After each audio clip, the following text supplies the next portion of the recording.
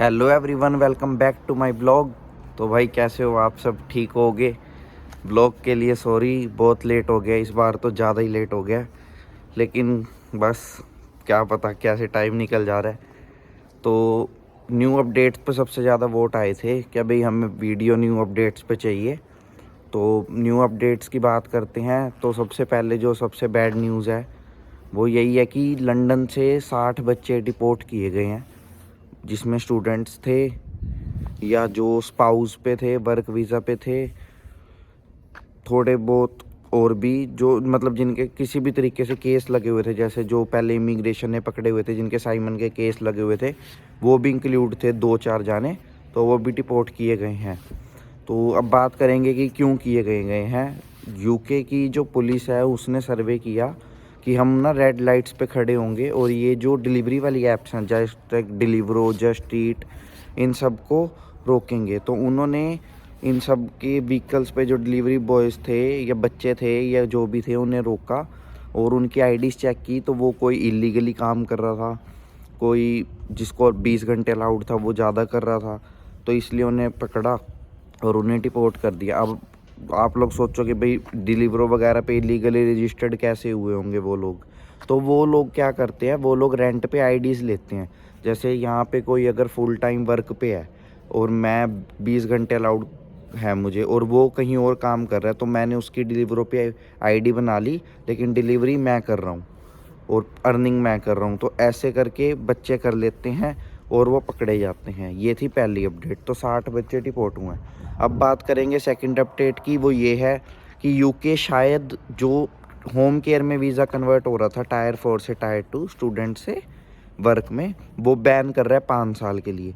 वो मैं यहाँ पे फ़ोटो डाल रहा हूँ, आप पढ़ सकते हो, ठीक है।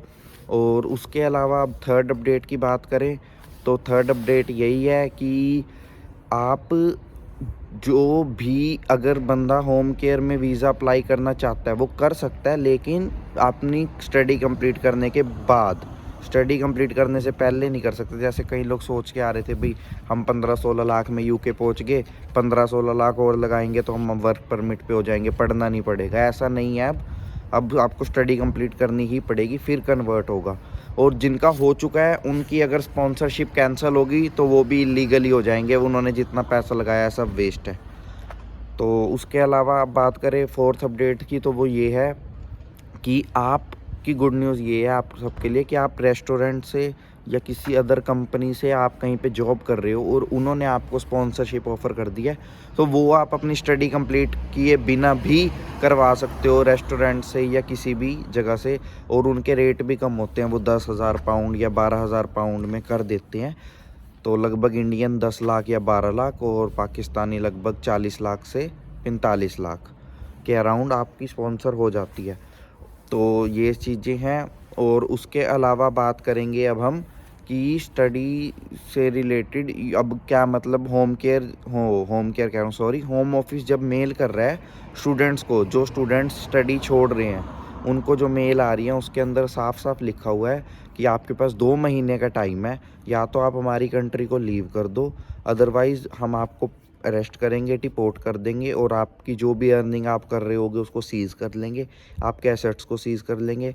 आप घर नहीं ले सकते, सबसे पहले आपके बैंक अकाउंट्स को सीज़ करेंगे और उसके बाद आपको अपना एक्सेस नहीं मिलेगा। आपके बैंक अकाउंट में 1 पाउंड है, 1 करोड़ पाउंड है, जितना भी है वो सब का सब गवर्नमेंट सीज़ कर लेगी और आपको 1000 पाउंड की पेनल्टी मिलेगी। और जो आपको टाइम पीरियड वो 2 महीने का देते हैं, उस टाइम पीरियड के अंदर अंदर आपको अपना BRP बीच में से कट करके उन्हें वापस देना है। ये सारा कुछ वो अपनी मेल्स में डाल रहे हैं, जिनको भी बच्चों को ये मेल्स आ रही हैं। और जो बच्चे यूनिवर्सिटीज़ में आ रहे थे, लोकल यूनिवर्सिटीज़ में या फिर प्राइवेट यूनिवर्सिटीज़ में, उनके वीज़े भी रिफ्यूज़ हो रहे हैं। तो इसलिए कोशिश करें अगर आप आ रहे हैं तो आप पब्लिक यूनिवर्सिटीज़ में ही आएँ या गवर्नमेंटल यूनिवर्सिटीज़ में ही आएँ। आप प्राइवेट यूनिवर्सिटीज़ में आने का अपना वो पंगा ना पाएँ। बेटर आप सबके लिए।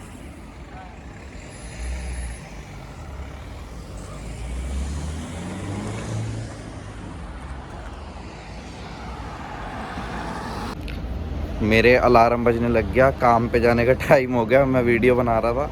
ये देख लो बाहर का व्यू। तो अब हम ये बात करेंगे, देखो वर्क की बात होगी, स्टडी की बात होगी, अब बात करते हैं मेन जो है वो है कि टूरिस्ट वीज़ा पे क्या हो रहा है और इमिग्रेशन क्या कर रही है राइट नाउ। टूरिस्ट वीज़ा में आपको ये चक्कर पड़ रहा है कि मेरा पीछे नॉन में 2 जाने आए और वो ये शो करके आए थे टूरिस्ट वीज़ा में कि हम बिजनेस मीटिंग से जा रहे हैं। उन्होंने बिजनेस मीटिंग शो की और 1 वीक के अराउंड उनकी रिटर्न टिकट थी, सारा कुछ था, डॉक्यूमेंट्स थे। एजेंट ने उनसे 27 लाख एक से चार्ज किए हुए थे, उन्होंने 29 लाख एक से। और यहाँ आने के बाद उनको इमिग्रेशन ने रोक लिया एयरपोर्ट पे, और उनको रोकने के बाद मतलब कि कैंसिल ही कर दिया एक तरीके से उनका वीज़ा और उनको डिटेक्शन सेंटर में डाल दिया।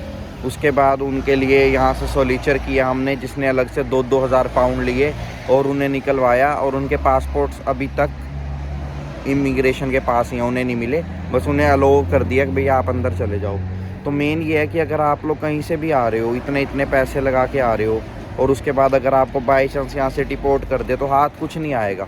तो इसलिए पहले ही एजेंट से सारा कुछ क्लियर करके आया करो कि हमारे को कैसे क्या डील करना है, उससे सारा कुछ पूछ के आया करो कि इमिग्रेशन अगर इंटरव्यू लेगी तो क्या होगा, वरना आप लोगों के पैसे ख़राब होते हैं बिना मतलब, कोई फ़ायदा ही नहीं है। और अब यूके में ये भी चक्कर पड़ गया, जैसे पहले किसी को कोई पकड़ लेता था तो सोलीचर्स जाते थे और अपना निकाल लेते थे, 1000 पाउंड, 1500 पाउंड, 2000 पाउंड में काम हो जाता था।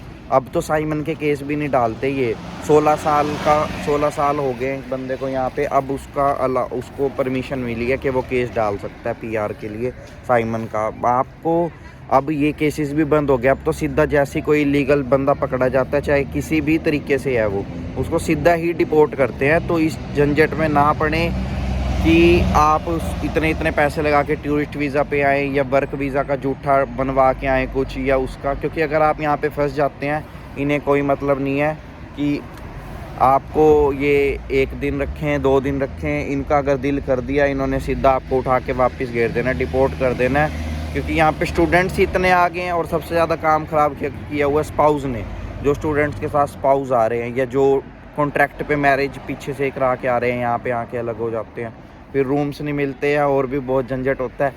ये हमारे एक और यूट्यूबर साहब मेरे साथ काम करते हैं।